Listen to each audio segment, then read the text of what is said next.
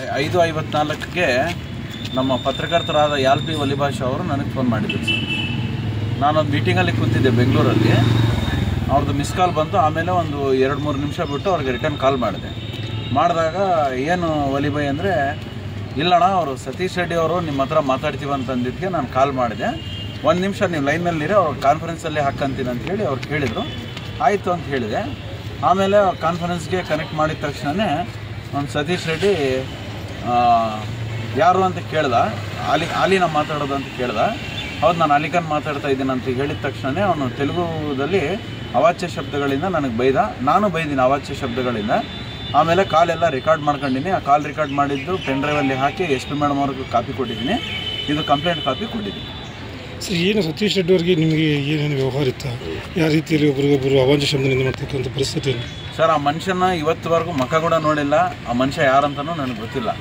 ನನಗೆ ಯಾವಾಗ ವಲಿಭಾಷಾ ಫೋನ್ ಮಾಡಿ ಕೇಳಿದಾಗ ಆವಾಗೇ ಆ ಹೆಸರು ನನಗೆ ಗೊತ್ತಾಗಿರೋದು. ಅಲ್ಲಿವರೆಗೂ ನಾನು ಆತ ಯಾರಂತನೂ ಗೊತ್ತಿಲ್ಲ. ನನಗೆ ಏನಂತ ಒಂದು ದೂರು ಕೊಟ್ಟರು? ಅದೇ ಈ ಥರ ನನಗೆ ಈ ನಂಬರ್ಗಳಿಂದ ಕರೆ ಮಾಡಿ ನನಗೆ ಅವಾಚ್ಯ ಶಬ್ದಗಳಿಂದ ಬೆದರಿಕೆ ಹಾಕಿದ್ದಾರೆ. ನೀನು ಎಲ್ಲಿದ್ದೀರನೋ ಇವತ್ತು ರಾತ್ರಿ ಬಳ್ಳಾರಿಗೆ, ನಾನು ಎಲ್ಲಿದೆ ಅಂತ ಕೇಳ್ದೆ.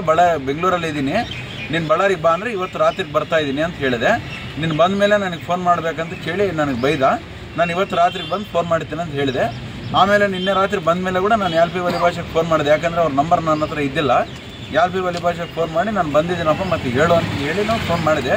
ವಲಿಭಾಷೆ ಅವ್ರ ಫೋನ್ ತೆಗೆದಿಲ್ಲ. ಇಷ್ಟೇ ಸರ್ ನಡೆದಿಲ್ಲ. ಆ ಮನುಷ್ಯನ ಮುಖ ಕೂಡ ನೋಡಿಲ್ಲ. ಆ ಮನುಷ್ಯ ಯಾರಂತನೂ ನನಗೆ ಗೊತ್ತಿಲ್ಲ. ನಿಮ್ಗೆ ಯಾಕಪ್ಪ ಹಚ್ಚಿದ್ರು ಮೀಡಿಯೇಟರ್ ಯಾಕೆ ಹಚ್ಚಿದ್ರು? ಅದು ನನಗೆ ಗೊತ್ತಿಲ್ಲ. ಯಾಲ್ಪಿ ವಲಿಭಾಷೆ ಫೋನ್ ಮಾಡಿ ಈ ಥರ ಸತೀಶ್ ರೆಡ್ಡಿ ಅಂತವ್ರು ನಿಮ್ಮ ಹತ್ರ ಮಾತಾಡಬೇಕು ಅಂತಂದರೆ, ನಾನು ಯಾರೋ ಇರಲಿ ಬಿಡಪ್ಪ ಕಾನ್ಫರೆನ್ಸ್ಗೆ ಹಾಕು ಅಂತ ಕೇಳಿದೆ. ಕಾನ್ಫರೆನ್ಸ್ಗೆ ಹಾಕಿದ ತಕ್ಷಣ ಆತ ನನಗೆ ಬೈಯಕ್ಕೆ ಶುರು ಮಾಡಿದೆ. ರಾಜಕೀಯವಾಗಿ ಏನೋ ಸರ್ ನಿಮ್ಮದು? ಆತ ಯಾರಂತಾನೆ ಆ್ಯಕ್ಚುಲಿ ನನಗೆ ಗೊತ್ತಿಲ್ಲ. ಆಮೇಲೆ ನಾನು ತಿಳ್ಕೊಂಡ್ರೆ ಗೊತ್ತಾಯಿತು ಆತ ಶಾಸಕ ಭರತ್ ರೆಡ್ಡಿ ಅವ್ರು ಆಪ್ತ ಅಂತ. ಆಮೇಲೆ ನನಗೆ ಗೊತ್ತಾಗಿರೋದು. ಸತೀಶ್ ರೆಡ್ಡಿ ಅವ್ರು ಏನಿಲ್ಲ, ಸತೀಶ್ ರೆಡ್ಡಿ ಅವ್ರದ್ದು ಭರತ್ ರೆಡ್ಡಿ ಅವ್ರದ್ದು ಒಂದೇ ಒಂದು ಅಭಿಪ್ರಾಯ ಅವ್ರದ್ದು. ಈಗ ಜನಾರ್ದನ್ ರೆಡ್ಡಿ ಆಪ್ತಿವರು ಇವ್ರನ್ನ ಬೈಬಿಡಿಸಿದ್ರೆ ಇನ್ನು ತಿರುಗಾಡೋವರು ಸ್ವಲ್ಪ ಪ್ರಾಬ್ಲಮ್ ಅವ್ರಿಗೆ ಆಗ್ತತೆ, ಬೈಬಿದ್ದು ಎಲ್ಲಿ ತಿರುಗಾಡಲ್ಲ ಅಂತ ಒಂದು ಉದ್ದೇಶ ಅವರು. ಆಲ್ರೆಡಿ ಈಗ ಬಳ್ಳಾರಿಗೂ ಒಂದು 4 ಜನ ಇದೇ ಥರ ಮಾಡಿದ್ದಾರೆ. ಎಲ್ಲಿ ಮನೆ ಕರ್ಕೊಂಡು ಹೋಗೋದು, ಹೊಡೆಯೋದು, ಕಲಿಸೋದು, ಯಾವನೂ ಕಂಪ್ಲೇಂಟ್ ಕೊಟ್ಟಿಲ್ಲ. ಒಂದು ಶೇಟ್ರವ್ರ ಸತ್ತು ಹಂಗೆ ಆಗಿತ್ತು. ಟೈಲ್ ಶಾಪ್ ಅವರು, ಗ್ರಾನೈಟ್ ಶಾಪ್ ಅವರು. ಆವಾಗ ಸತ್ಯ ಅವರು ಕಂಪ್ಲೇಂಟ್ ಕೊಡಂದ್ರೆ ನಾವು ಕೊಡಲ್ಲ ಅಂತ ಅವ್ರು ಬೈಬಿದ್ದು ಊರು ಬಿಟ್ಟು ಹೋಗ್ಯಾರ. ಈ ಬರೇ ಈ ದಿನಗಳಲ್ಲಿ ಹಿಂಗೆ ಮಾಡ್ಕೊಂಡು ಹೋದರೆ ನಮ್ಮದೇ ಆಧಿಪತ್ಯ ಚಲಾವಣೆ ಮಾಡ್ಬೋದು. ನಾವೇನು ಹಿಡಿದ್ರೆ ಬಳ್ಳಾರಂಗೆ ನಡೀತಕ್ಕಂಥ ಒಂದು ಉದ್ದೇಶ ಭರತ್ ರೆಡ್ಡಿ ಮಾಡ್ತಾ ಇರೋದು. ಯಾರನಿಂದ? ಸತೀಶ್ ರೆಡ್ಡಿಯಿಂದ ಮಾಡ್ತಾ ಇರೋದು. ಈ ರೋಡಿಸಮ್ನಿಂದ ನಾವೇ ಬಳ್ಳಾರಿಗೆ ಯಾರಪ್ಪ ಮಾತಾಡಬಾರ್ದು, ಅಡ್ಡೆ ಬರಬಾರ್ದು. ಈಗ ನೀವೇನು ಬೈದ ವಾತಾವರಣ ಇದೆ? ಏನು ನಮಗೆ ಬೈಯಲ್ಲ, ಕಂಪ್ಲೇಂಟ್ ಕೊಡಬೇಕಲ್ಲ, ನಾವು ಎಲ್ಲ ಹೇಳ್ಬೇಕಲ್ಲ ಪಬ್ಲಿಕ್ಕಿಗೆ.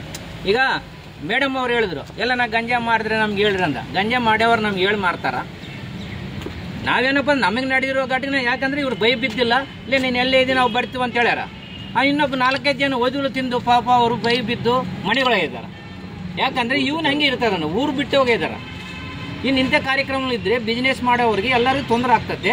ಅದೇ ಉದ್ದೇಶದಿಂದ ನಾವು ಕಂಪ್ಲೇಂಟ್ ಕೊಡೋಕೆ ಬಂದಿದ್ವಿ. ನಾವೇನು ಅವನಿಗೇನೇನು ಬೈ ಬಿದ್ದು ಅವನೇನು ಸಂಬಂಧನೇ ಇಲ್ಲ. ಅವನ ಅಪ್ಪನ ನೋಡಿವಿ, ಅವನು ನೋಡ್ತೀವಿ, ಏನು ತೊಂದರೆ ಇಲ್ಲ.